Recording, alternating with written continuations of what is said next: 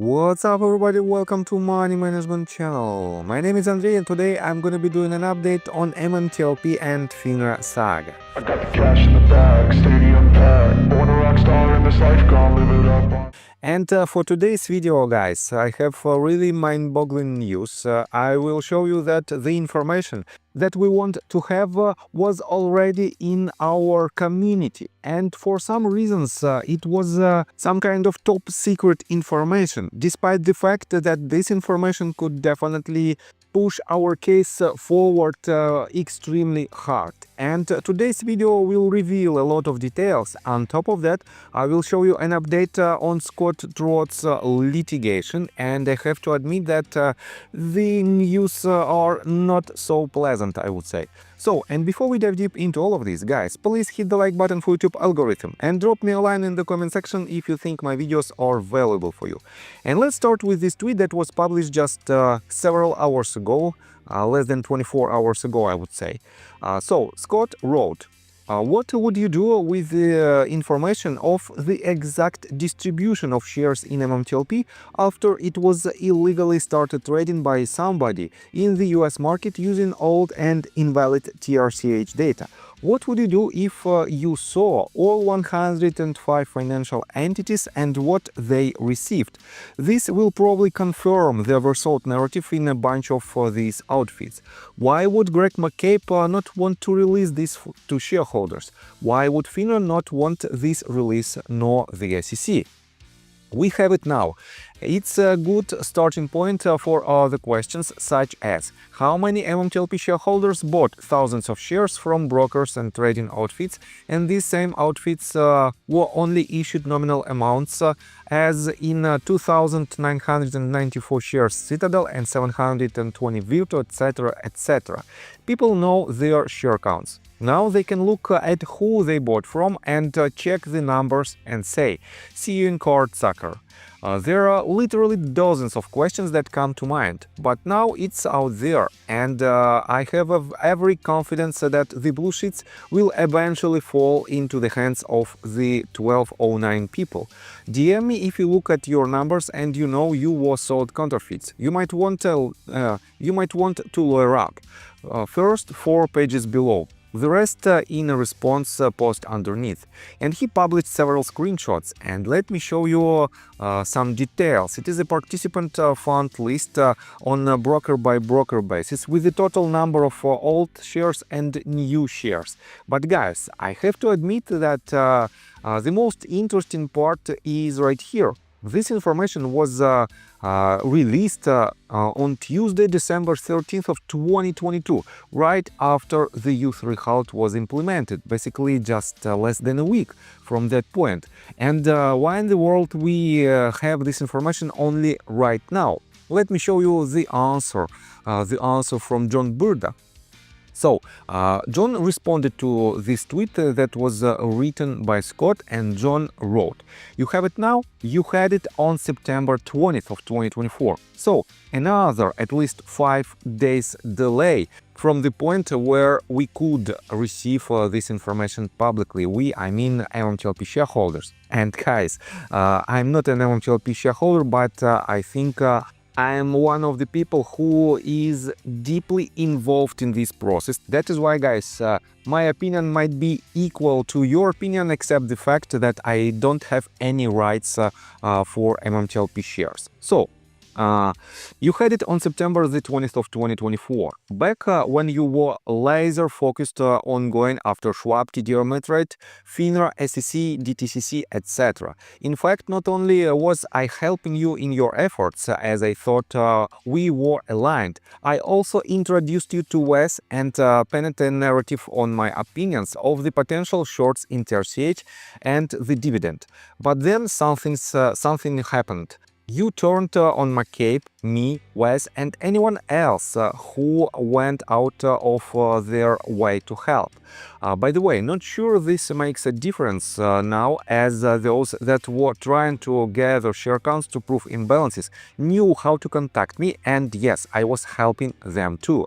Better question now, that Karma Collects, basically due diligence, has uncovered that the DTCC did not clear MMTLP. It was a broker-to-broker weekly basis. And I covered this investigation and this information basically less than a week ago, if I remember it correct. Why was the DTCC involved in determining who got how many shares? That does not make logical sense. Everyone is rooting for you to make headway. Attacking people in the community does not help you, in my opinion. You will notice, Scott, I never attacked you in any way. I too want what is best for the MMTLP shareholders. You can do this without attacking people. And guys, here's a couple of answers from Scott. Scott asked John, why didn't you post this, John? You had it all along, right? It might have helped other investors. Any explanation for why McCabe wouldn't release it? I've got people who can now prove overages easily and just in time for January 21st of 2025. Think strategic, act tactical, Johnny. And Scott mentioned about January 21st of this year, and this might be the date of the new lawsuit that should be filed basically somewhere at the end of this month. And potentially this information will be added to this lawsuit, and that is why, guys, previously Scott said that this lawsuit might be a game changer in our case. So, on top of that, Scott also wrote this.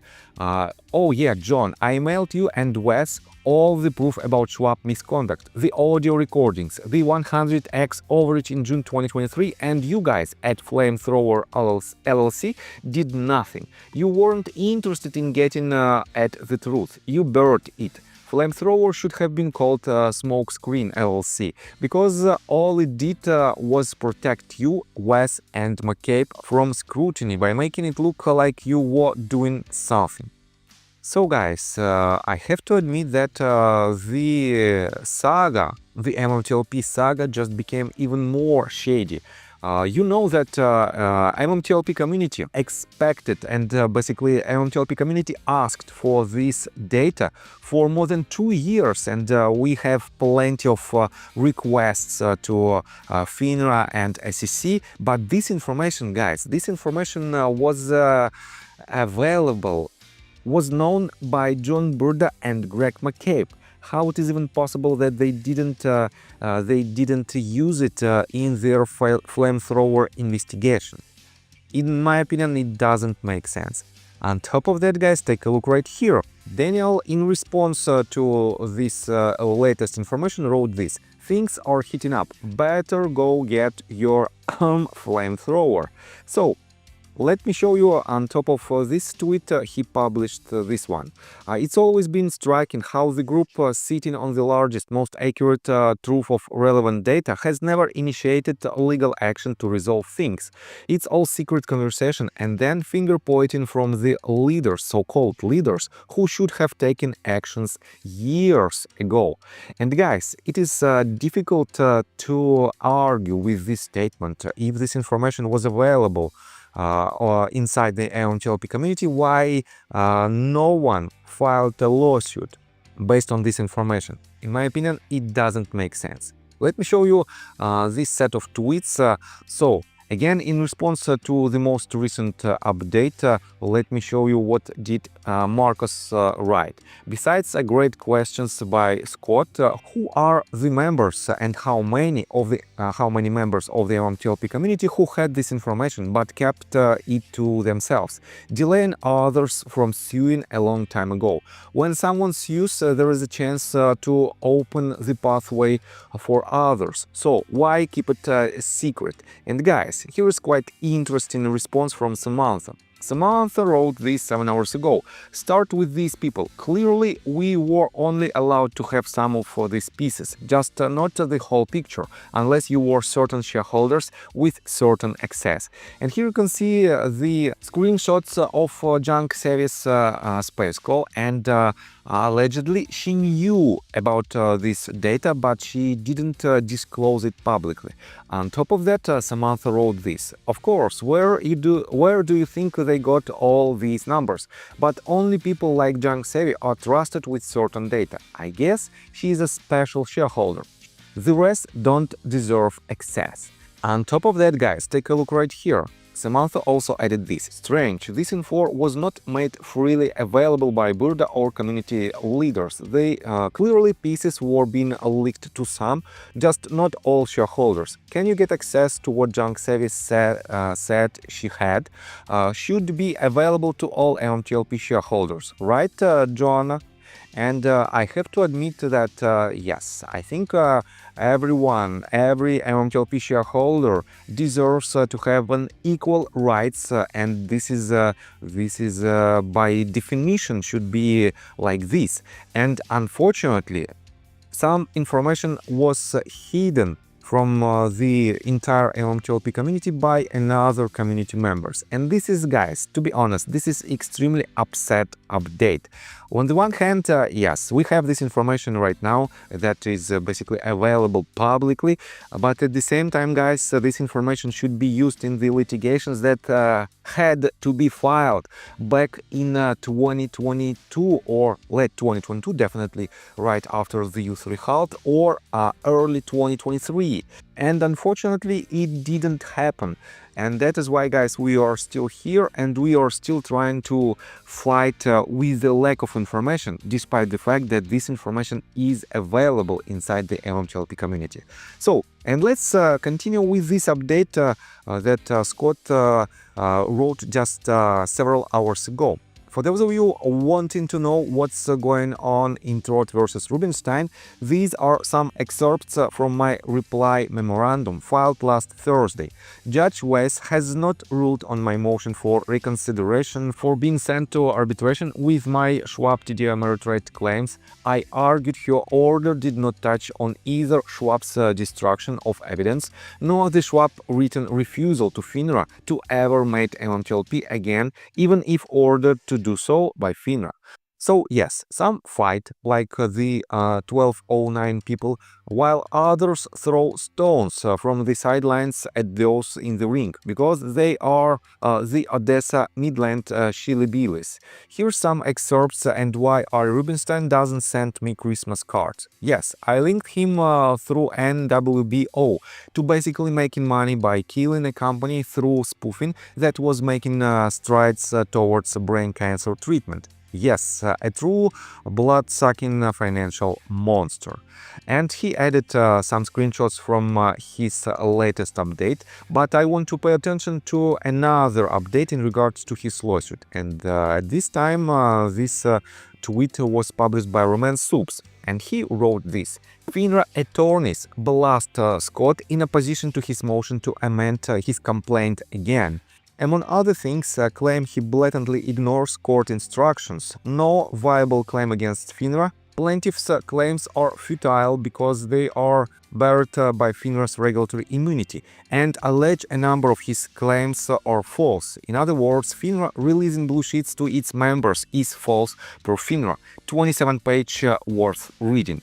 So, guys, I have to admit that I didn't read this update. Let me show you that it was published, filed just yesterday. I didn't have enough time, and to be honest, I don't have enough knowledge in this field, I mean in these litigation cases, but I have to say that unfortunately the pro-se filings of certain lawsuits might be not so effective. And that is why, guys, we have an update from Daniel Oxer, and just recently he hired a lawyer, professional lawyer, and I showed you this basically on January the 8th. Let me show you, let me quote you again this tweet. Done and done. We are officially lawyered up. Our second amended complaint and our writ of mandamus is going to make waves. MMTLP shareholders deserve justice. SEC accountability is overdue. Let's fight Marcos. Stay tuned. And guys, I have to say that another update from Daniel is following. You know that we have a second plaintiff, and he is Marcos, as you can see right here, and potentially we have another plaintiff, co-plaintiff in this lawsuit, and for now we don't know the exact name, but time will tell who will be the third plaintiff in this litigation. So guys, I think the overall the overall conclusion for today's video is following. On the one hand, yes, we have a very good update, very important information that might help us in our current litigations that is disclosed by Scott. Unfortunately, Scott had this information back in September, end of September of 2024. And to be honest, I think somewhere at that point, he started to ask questions, tricky questions to Greg McCabe and John Burda. And for some reasons, they didn't answer that. But guys, think of it like this. Scott received this information from John Burda, and he realizes that this information was known long time ago, at least couple of years. And why in the world people who had a fiduciary duty, why in the world they didn't file any lawsuits based on this information? In my opinion, it doesn't make sense. On top of that, guys, yes, Scott didn't disclose this information back in September, but he disclosed it right now. And we know that this information was known, as I already mentioned, at least by two people, by John Burda and Greg McCabe, since the end of December. On top of that, guys, potentially Junk Savvy also knew this information because in some of her space calls she mentioned the numbers from this list in regards to the share allotment. Unfortunately, guys, we still have even more questions on the table that needs a lot of fair and transparent answers, but time will tell where this path will lead us.